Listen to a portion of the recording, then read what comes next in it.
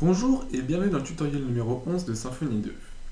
Aujourd'hui nous allons installer le bundle Doctrine Fixtures Bundle, tout simplement pour pouvoir insérer dans votre projet de fausses données, donc on appelle ça des fixtures, pour tester tout au long de notre application et faire des données de test assez poussées, remplir le site, l'étoffer afin de faire des simulations d'achat par exemple. Alors pour celui-ci, je me suis rendu sur la documentation de Symfony tout simplement, et donc on va chercher dans le sommaire pardon, Doctrine Fixtures Bundle. D'ailleurs, on va même mettre la documentation en français puisqu'elle a été traduite. Voilà, hop, on va passer en privé.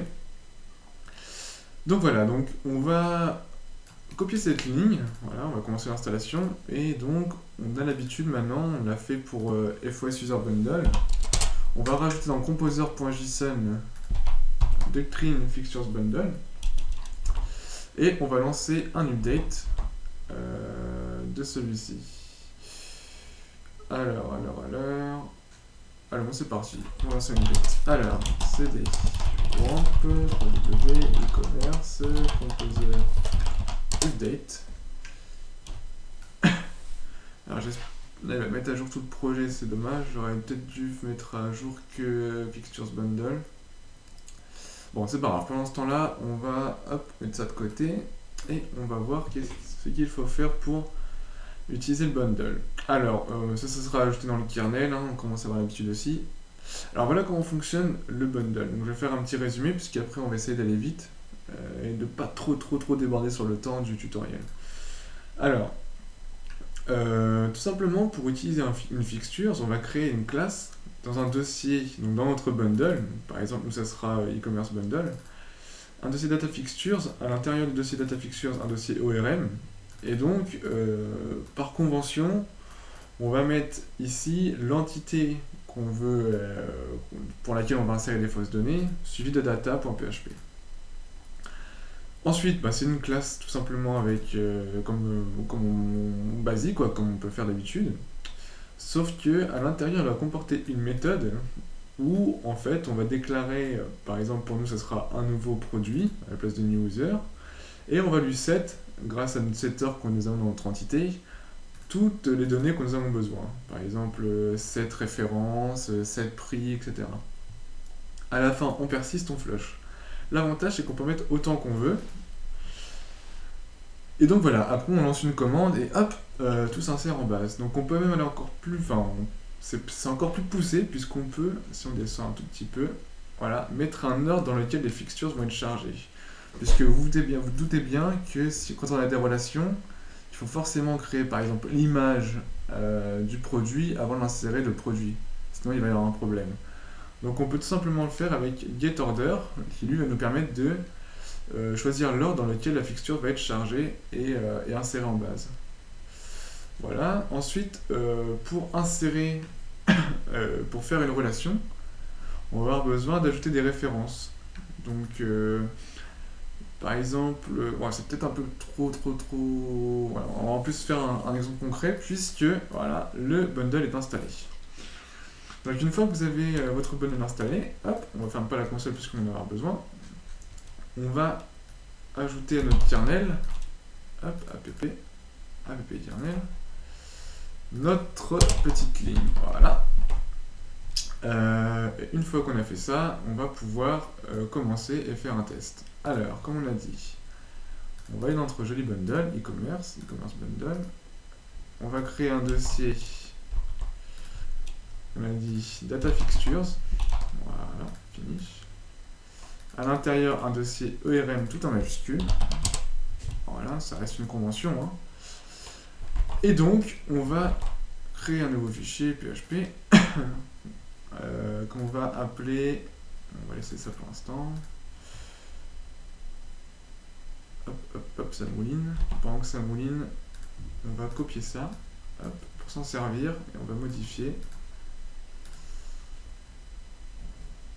Oula, j'aime pas quand c'est long comme ça. Voilà, c'est bon. Alors, on va coller ça. Hop. Voilà. Et donc, on va commencer par média. Voilà, media data.php. On va prendre media, hop, voilà, c'est juste pour changer les namespace. On commence à avoir l'habitude. Voilà. C'est data fixtures. Voilà. Et donc nous, notre entité, ça va être media. Voilà. Donc comme d'habitude, on va avoir besoin de use, donc fixtures interface pour utiliser le bundle, et l'object manager aussi. Le namespace par obligation, pour comme l'intégralité des projets Symfony. Et le use, puisqu'on va utiliser l'entité média pour pouvoir insérer des médias. Donc d'ailleurs, on va retirer ça. Voilà. Donc le nom de la classe, on va lui donner MediaData, ça reste une convention, hop, voilà, qui implémente fixtures interface. Alors on va faire un simple test. Alors l'entité média, on a besoin du pass et du alt. Voilà. Alors le pass, donc on a dit new media. On va d'ailleurs remplacer ici media. Voilà, hop, média. Et donc on a dit, donc d'ailleurs si je fais ça, normalement je dois avoir une super autocomplétion. Set, voilà, alt. Par exemple, on va mettre en test, c'est juste pour vous montrer, et après on fera des tests beaucoup plus réels. Et en passe, on va mettre www, on va mettre http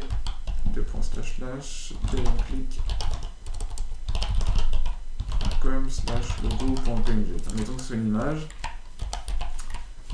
Hop, point virgule. Alors, une fois qu'on a fait ça, on prend notre jolie petite console. Voilà. Et on va donc lancer la console, stream, fixtures, load.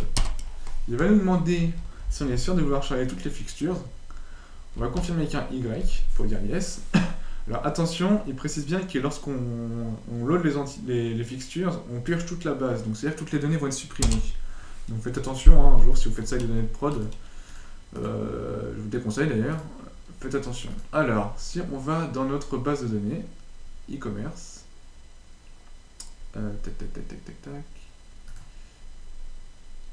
Voilà, e-commerce.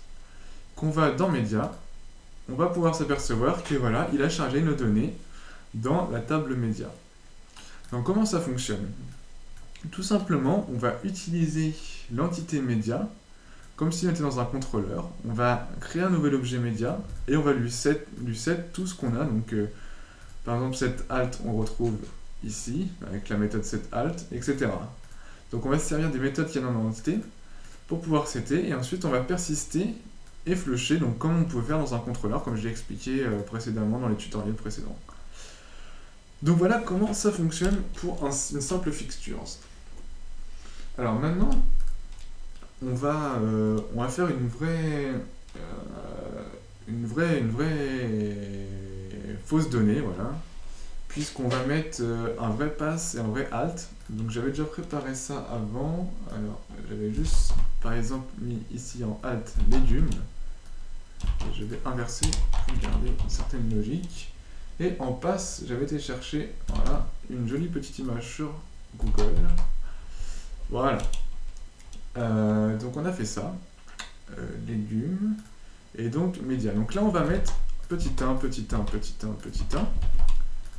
Hop, voilà, comme ça. Puisqu'on va en fait en ajouter plusieurs.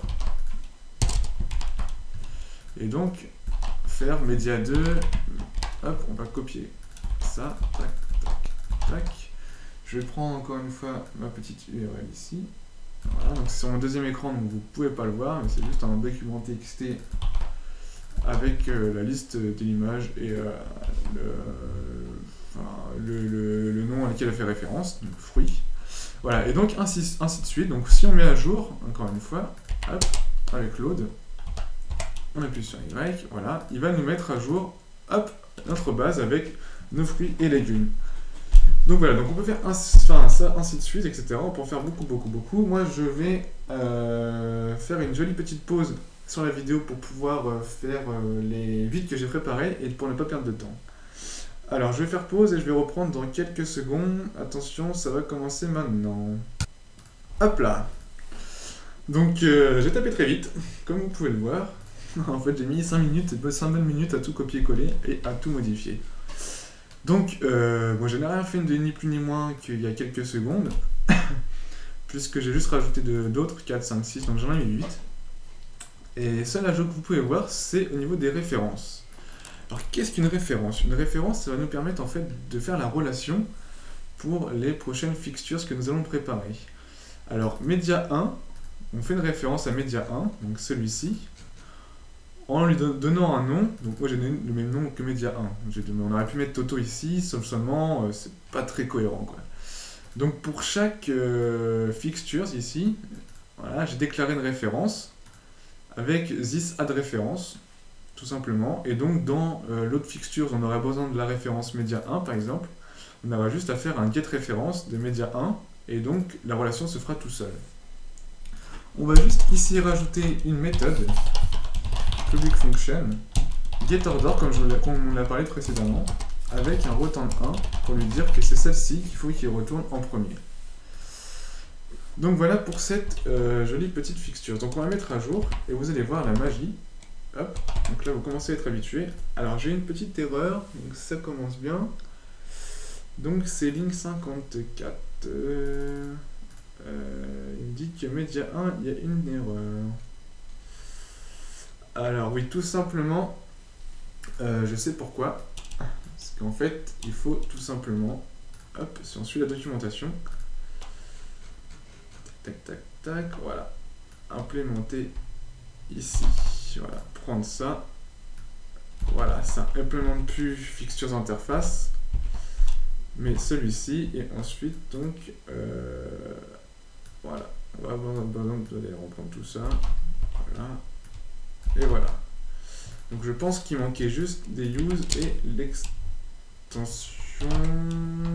Voilà, impeccable. Donc c'était bien ça. Alors, si on rafraîchit, on va voir que on a nos jolis petits légumes et fruits qui sont insérés en base. Donc maintenant, on va passer à la catégorie, puisque si en fait on va dans la base avec le concepteur, donc si vous voulez avoir comme moi un joli petit concepteur sur PHPMyAdmin, je vous donne rendez-vous sur le site, puisqu'il y a un tutoriel écrit dédié au concepteur, comment l'activer. Je vous avoue que c'est très très pratique. Donc voilà, alors on va ranger un peu tout ça. Hop. Hop, c'est pas très rangé si je fais ça. Si je fais ça, c'est un peu mieux rangé. Hop, ça comme ça. Voilà, c'est mieux. Donc on peut voir que, on est pour médias, donc on voulait faire catégorie, voilà, on dépend de médias pour faire les catégories, puisqu'il y a une relation. Donc voilà pourquoi j'ai commencé par médias, et ainsi de suite pour les autres. Alors, on va essayer d'aller un peu plus vite, pour pouvoir faire l'intégralité des fixtures. Alors, tac tac tac, on peut fermer ça, on peut fermer ça, on peut fermer ça. Donc on va créer un autre petit fichier, voilà, qu'on va appeler catégorie data. J'ai oublié, voilà, j'ai oublié un underscore, voilà. Hop, et donc ici on renomme par le nom qu'on lui a donné, et ici on va charger les catégories et non pas les médias. Voilà, donc on va supprimer tout ça. Hop, voilà. Hop, on met tout de suite le order 2. Et donc dans celui-ci, voilà, on va en faire un petit, après pareil je vais refaire une petite pause pour pouvoir insérer les autres. Hop, autocomplétion, c'est très bien, ça en passe pas. Hop, catégorie 1, alors on set, qu'est-ce qu'il nous propose? Le nom, voilà. On va mettre légumes par exemple. Voilà. Catégorie 1, on va set. Ici, on va set l'image. Voilà. Et donc, on va appeler le manager. On va lui dire de persister. Catégorie 1. Voilà. Donc à la fin, on ne dit pas de flusher. Voilà. Alors, on a fait ça, donc c'est manager. Voilà, c'est pas. Alors ici, j'ai volontairement rien mis, puisque c'est ici qu'on va faire, qu'on va passer la référence.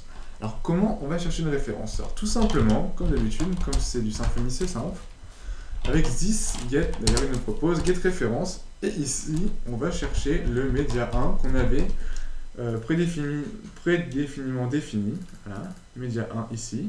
Donc on va le chercher avec this get référence, média 1, tout simplement. Manager, ici encore une fois. Voilà, donc si on fait ça et qu'on load, en espérant qu'il n'y ait pas d'erreur, il n'y a pas l'air, hop, on va voir dans notre table catégorie, et là on peut voir qu'il a bien fait la relation vers le 20 et qu'il a bien mis un nom. Donc si on va voir ici, hop, on voit bien que ça pointe bien vers la bonne, le bon ID légume, la bonne image. Donc voilà comment on fait des jolies petites relations. Donc je vais refaire un petit tour de magie, puisque je vais ajouter encore une autre petite catégorie. Alors je vous retrouve tout de suite. Voilà, donc j'ai rajouté une autre catégorie, et j'ai mis le média 3 tout simplement parce que c'est un fruit. Et normalement, si je ne me suis pas trompé, média 3, voilà. Ah, c'est média 2 d'ailleurs. C'est média 2. Je sais pas pourquoi j'ai mis média 3. C'est média 2 pour le fruit, voilà. Donc si je mets à jour ici, voilà, il va me mettre à jour donc la base avec mes deux petites catégories, voilà, légumes et fruits. Alors vous pouvez voir ici que j'ai refait encore une déclaration des références, donc j'ai déclaré référence catégorie 1, catégorie 2, puisqu'on va en avoir besoin pour les produits. Donc maintenant on va passer à la... non, pas catégorie, parce que c'est déjà fait, à TVA. Hop, hop, on va copier-coller ça, voilà, on va pas s'embêter. Hop, on va juste la renommer TVA Data, voilà. Et ici, on commence à avoir l'habitude, TVA. Oula, TVA Data. Voilà, hop. On va laisser ça, on va laisser ça. Voilà, et on va juste mettre new TVA, et là TVA 1, on va en mettre que 2, on va essayer d'aller vite. Voilà. Donc dans TVA, qu'est-ce qu'on a? Multiplicate. Alors on va prendre en TVA 1,75. Donc 1,75 c'est 0,982. Voilà. TVA. Donc le multiplicateur en fait c'est donc la TVA. Donc si vous faites de la comptabilité, en gros c'est vous avez un prix hors taxe. La TVA c'est la taxe. Et donc la taxe ça peut être donc cette année elle est passée à 20%, mais il peut y avoir des taxes. Ah, par exemple, pour le multiplicateur 0,982, c'est la TVA 1,75. Et donc la TVA 1,75, on va multiplier par exemple un produit pour lequel on doit appliquer une TVA de 1,75, on va multiplier par 0,982, ce qui va nous donner en fait la taxe à appliquer à ce produit. Voilà. On verra ça dans le prochain tutoriel lorsqu'on fera le panier. Alors, pour ici, on a donc on a multiplicate, on a le nom. Voilà, donc on va mettre TVA 1,75%. Voilà, et donc TVA 1, hop, 7, c'est valeur, voilà. Et ici, on va mettre 1,75. N'oubliez pas de mettre un point et non pas une virgule, puisque c'est du float. Hop, ça on retire. Donc on a fait ça, hop, on va copier-coller, on s'embête pas, on met 2, et on va faire la 20. Donc là j'ai juste mis 1,75, normalement on s'en sert pas trop dans les sites e-commerce, c'est juste pour un exemple en fait. Donc pour la TVA 20%, c'est 833 il me semble de tête, TVA 20%. Voilà, et donc cette valeur c'est 20. Donc tac tac tac. Et donc en référence, on va mettre TVA 1, TVA 2 comme d'habitude. Et ici on copie-colle. Voilà. Donc l'ordre, on va mettre 3. Hop. On applique. Voilà. Donc on va vérifier encore une fois. Hop. même si je ne doute pas que ça a fonctionné. Voilà, on peut voir que la TVA a bien été mise en base. Alors maintenant, on va faire avec un concepteur, qu'est-ce qui est le plus logique de faire? Alors, hop, toi tu vas par là, toi tu vas par là. Alors, on a média, on a catégorie, on pourrait faire produit. On peut faire produit puisqu'on a les deux qu'il nous faut. On a même les trois qu'il nous faut, on a TVA, on a catégorie, on a média. Donc on va faire produit. Alors, produit. Hop, hop. Produit data. J'ai oublié de retirer le petit underscore 1. Alors, on va avoir besoin de l'entité produit. Ici, on va renommer produit data. On va retirer ça. Hop là. Donc, je vais faire une petite pause. Et je vous reprends juste après, une fois que j'aurai complété tous les produits. Alors, à tout de suite. Voilà. Alors, ici, qu'est-ce que j'ai fait? Donc, j'ai fait en tout 6 produits. Donc, ça m'a déjà pris une 10 bonnes minutes à faire. J'ai défini, comme l'entité l'a prédéfinie, une catégorie avec les références qu'on avait fait. Donc, catégorie 1, qui fait appel aux légumes, voilà. Après, j'ai mis une petite définition que j'ai trouvée sur Wikipédia, donc les raccourcis, du poivron, etc., pour expliquer au consommateur ce qu'est un poivron. Disponibilité 1, c'est-à-dire qu'il sera en ligne et qu'on pourra l'acheter. L'image, donc j'ai mis une petite image de poivron également. Là, j'ai mis donc un poivron rouge, puisque c'est l'intitulé du produit. Le prix, bon, qui n'est pas forcément réel au prix d'aujourd'hui, mais bon, c'est vraiment pour les exemples.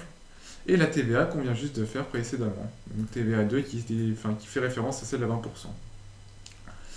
Et donc ainsi de suite. Petite particularité, je n'ai pas ajouté de référence à celui-ci, puisque vous pouvez voir que produit fait référence à aucune autre entité. Pas besoin de référence, il n'y a pas de relation prédéfinie pour celui-ci. Voilà. Et donc, on flush et j'ai mis un ordre numéro 4.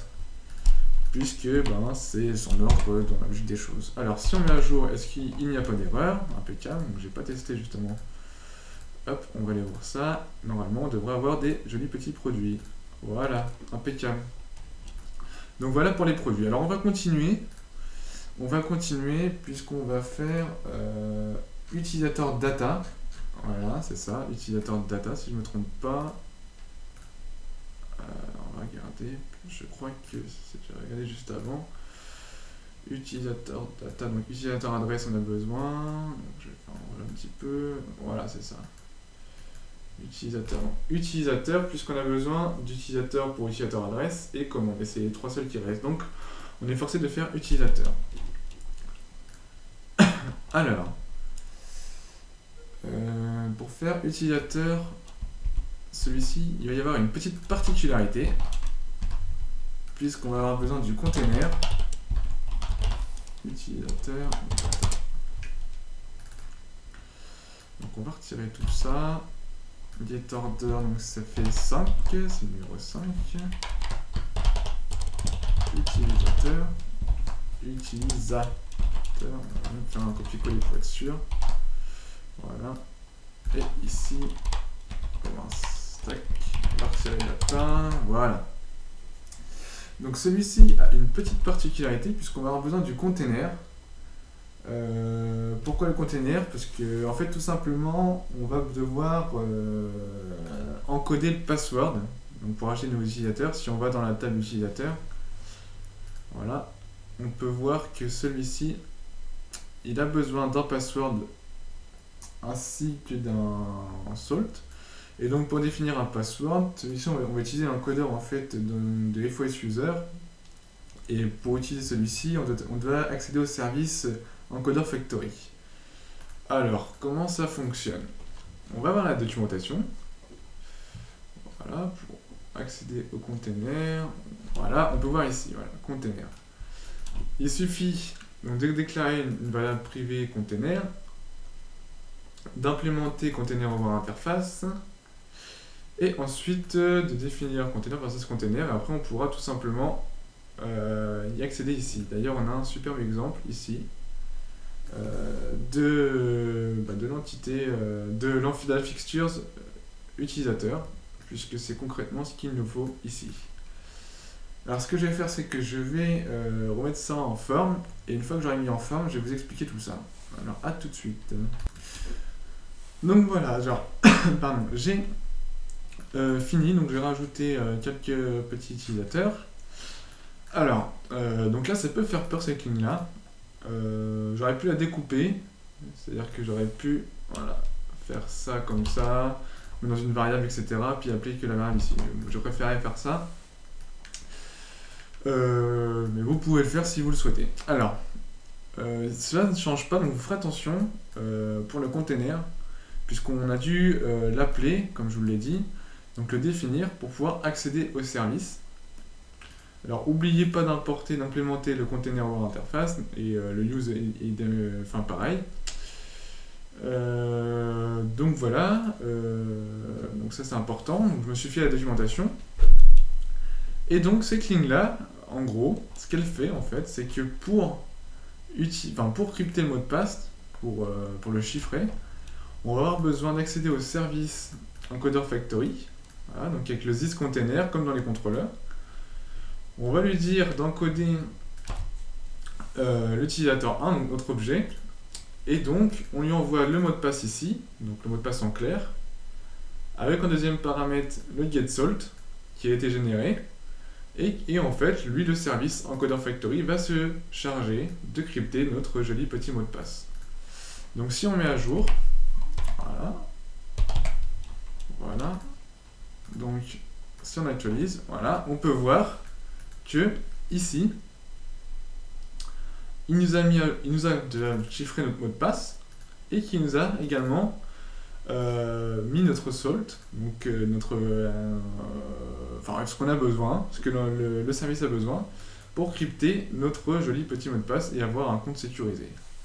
Donc on va tester, voilà. Donc j'ai mis des petits mots de passe, d'ailleurs ici j'ai mis poupou, je sais pas pourquoi j'ai mis ça. On va tester donc en faisant un petit test ici pour voir si ça fonctionne bien. Donc login.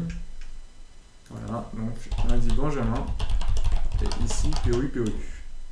On connecte, et là on peut voir que on est bien connecté, que ça fonctionne bien. Donc c'est impeccable, donc on va se déconnecter, donc on peut voir qu'on est bien déconnecté, je vais me déconnecter, logout, et là, hop, on est bien déconnecté. Donc ça fonctionne très bien pour la fixture utilisateur. Alors, ensuite, on va pouvoir faire utilisateur adresse, maintenant on a notre utilisateur. Donc j'ai fait les références encore une fois pour pouvoir ajouter quelques utilisateurs adresse. Donc on va utiliser celui-ci, voilà, parce qu'on n'a pas besoin du container pour utilisateur adresse. Utilisateur adresse, data. Hop. Voilà. Hop. Hop. C'est la data. Hop, et donc je vais faire pareil, je vais vous rappeler une fois que c'est fait. Donc je fais pause et je reprends. Voilà. Alors, j'ai fait référence à notre utilisateur 1, donc qui fait référence en l'occurrence à moi. Voilà. J'ai mis donc mon nom, prénom, etc. Donc tout ce qu'on peut voir encore une fois dans l'entité. Et j'ai encore défini une référence pour... pourquoi j'ai défini une référence adresse j'ai défini une référence, c'est qu'on va avoir besoin. Que je ne sais pas dans quoi. Je sais pas si on va les utiliser quelque part, je ne pense pas. Donc d'ailleurs, on va les commenter puisqu'elles servent à rien ces références. Voilà. Alors, on va mettre à jour notre base. Donc j'ai mis que 2 adresses puisque je commence à en avoir un petit peu marre d'écrire. Alors, hop. Est-ce que ça fonctionne? Donc ça fonctionne bien. Donc faites attention au getOrder, c'est le numéro 6. Et donc on va aller voir ici. Utilisateur adresse. J'ai bien mes 2 adresses que j'ai ajoutées. Et j'ai bien la référence à l'utilisateur. Donc il ne reste plus que commande. Voilà, donc ça on peut même le supprimer, parce que ça ne sert à rien en fait, voilà. Et donc commande, on va la faire. Alors commande data, voilà, donc là vous commencez à avoir l'habitude. Commande, toujours modifier les mêmes choses. Hop, commande data. Voilà. Et donc on va ajouter une nouvelle commande. Donc je vais faire encore une fois pause, parce qu'on est déjà à 30 minutes, et je vous reprends juste après. Normalement vous devez essayer de le faire en même temps, puisque le principe reste le même. Vous êtes censé vous entraîner et avoir compris depuis le temps comment fonctionnent les fixtures. Donc voilà pour les commandes. Alors là, il peut y avoir celui-ci qui peut faire peur. Mais rappelez-vous, lorsqu'on a défini la base, cette produit est un tableau. Voilà, donc on va passer en mode déconcepteur. Voilà, il est où le petit produit? Voilà. Donc, catégorie, non c'est pas produit, c'est commande, pardon. Voilà, on peut voir que produit, c'est un tableau, donc on va mettre plutôt comme ça, puisque là ça se voit pas, c'est pas vraiment flagrant, structure. Ah, encore une fois, je vais dans le produit, oh là là, c'est dans commande, voilà, structure, je me disais, voilà. Donc produit c'est un tableau, donc c'est un type array. Donc, en gros, lui, il va contenir l'article en question, donc l'ID de l'article, ainsi que le nombre d'articles, enfin de l'article, enfin combien de fois on l'a acheté, c'est-à-dire qu'on peut avoir, par exemple, dans le premier élément du tableau, on va avoir une banane qui va être achetée 2 fois, donc on aura 2 bananes dans notre panier. Dans le deuxième élément du tableau, on va avoir par exemple un kiwi qui sera acheté qu'une seule fois, donc on n'aura qu'un kiwi dans notre panier. Et ainsi de suite. Donc voilà, donc en gros c'est ici l'ID de l'article, et ensuite on a le nombre. ID de l'article, le nombre. Voilà. Ça va être beaucoup plus simple à gérer au niveau de la facturation, donc de la génération PDF. On va pouvoir aller chercher l'article et la quantité, voilà. Et ainsi donner la somme totale, etc. Donc ça peut amener à bouger, mais pour l'instant pour les fixtures, on a défini ça comme ça. Donc je vais réfléchir si on peut faire par un autre moyen beaucoup plus simple ou beaucoup plus poussé. On verra ça lorsqu'on fera le panier. Alors, mis à part ça, donc j'ai pas ajouté de référence puisqu'il n'y a pas besoin pour cette entité-là. Cette fixtures-là même. Et donc c'est le numéro 7, donc c'est la dernière fixture que nous allons générer. Alors si on met à jour, normalement ça fonctionne bien. On va vérifier. Alors, si on affiche, on a bien nos deux produits, donc nos deux commandes, avec notre tableau de produits, nos références, 1, 2, date, validée, etc. Donc tout fonctionne bien. Donc là, on a bien l'intégralité de toutes nos fixtures déjà en base. Donc on peut, voilà, il y a vraiment tout ce qu'il faut. Et donc on pourra, au prochain tutoriel, générer de vraies données. Donc dans notre joli petit site e-commerce, ici on aura nos vrais produits avec nos vraies catégories, etc. Donc là, on va commencer à pouvoir interagir avec la base de données, puisque on a de réelles données, voilà, tout simplement. Alors, j'espère que les fixtures sont peut-être trop dures. Si vous avez des doutes, il y a la documentation qui est en français, mais normalement vous savez tout. Avec ce tutoriel, sachez que c'est vraiment indispensable de faire des fixtures, de rentrer des fixtures lorsque vous créez un projet, puisque les tests ne sont pas du tout à négliger.